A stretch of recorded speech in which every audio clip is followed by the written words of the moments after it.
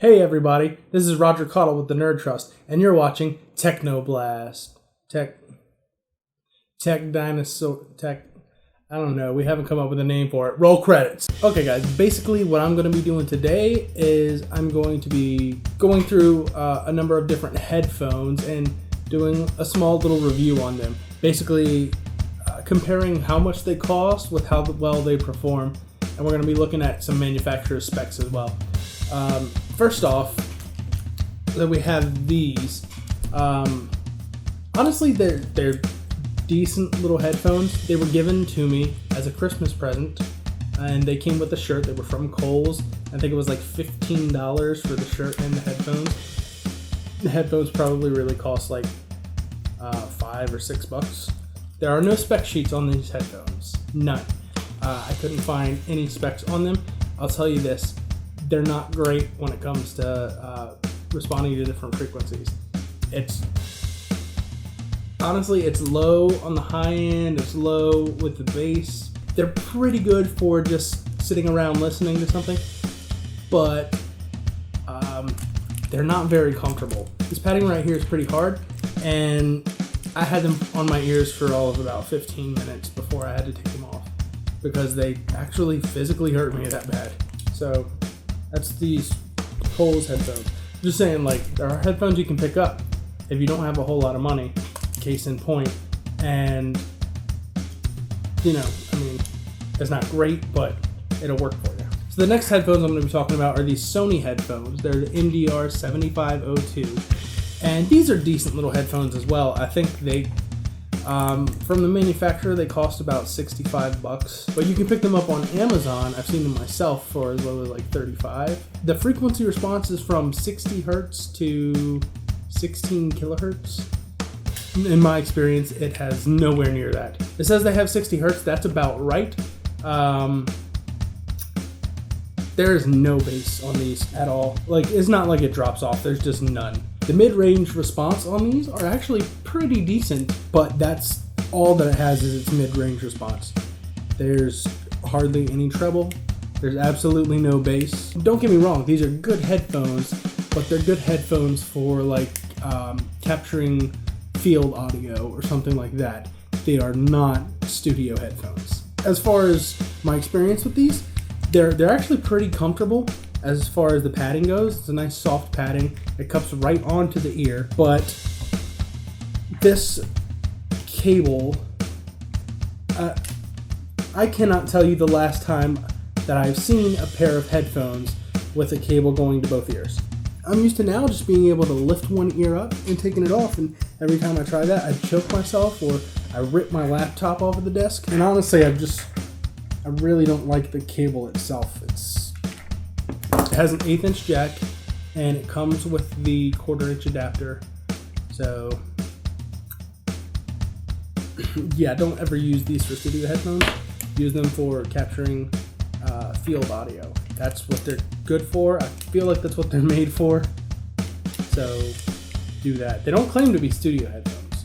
The next headphone we're talking about is the Shure SRH440. Yes, SRH440. These are decent headphones for real. They have good treble, they have good mid-tones, and honestly, like they're pretty darn comfortable. I like that they have a detachable cord. It has a slight swivel to the headphones, and it's also a collapsible style headphone. You can collapse it up when you're not using it, and it comes with a bag you can put it in, so that's cool. Let's see, frequency response is from 10 hertz to 22 kilohertz. So frequency response is not bad on those as far as manufacturer specification goes. I will say that it does cut out on the bass end. It starts cutting out before you get to 20 hertz, which is the low end of what the human ear can hear. It still has decent bass to it, but not, it's not anything great. I wouldn't be like listening to any music with heavy bass in it. They're good for studio work. They're not great for studio work. They're great for field work. The build quality on this is actually exceptionally well. And These run for right around $99, $100. So they're not bad, they're not too expensive. If you have $100, I'm telling you, these are the headphones that you want to get for your audio work because pretty damn good. The Audio-Technica ATH-M50x. These headphones are beast. And they damn well better be at the price point. It's like $236. Now, if you're a headphone enthusiast, you're probably laughing at me right now because it's not on the expensive end of headphones. It is actually still on the cheaper side. But for your normal everyday listener or someone who's just starting out in content creation, $236 is a lot of money.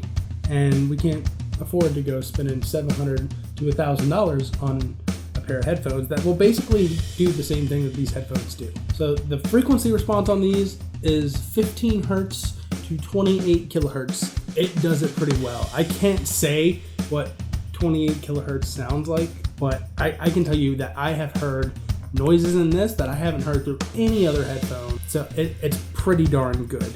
These are the most comfortable also, by the way. It cups around your ear, so it doesn't sit on the ear.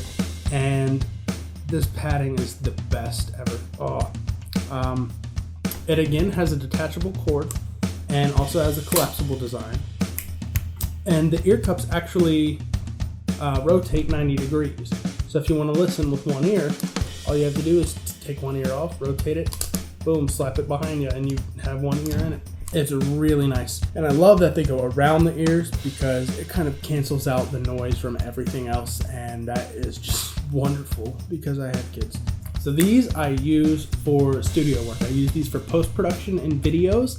I use these for actually field recording, grabbing audio from the field.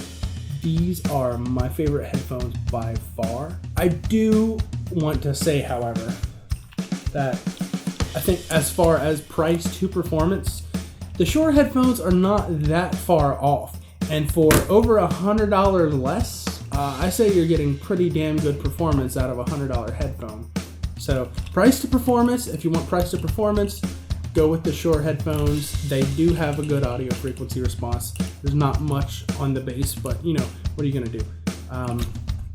It's $100. If you have a little bit more cash to spend and you want the best that you can get, but you don't have, you know, a whole lot of cash to spend, around $200, $300, the Audio-Technica ATH-M50x, these are the way to go.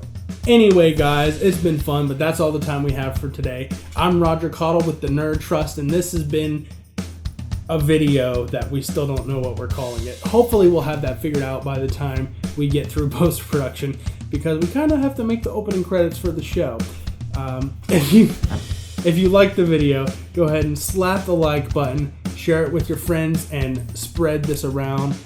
This is the first of many tech reviews that we're going to do. Yes, this is going under technology because I love technology. It's my baby. And I guess I'll see you guys in the next video. All right, take it easy.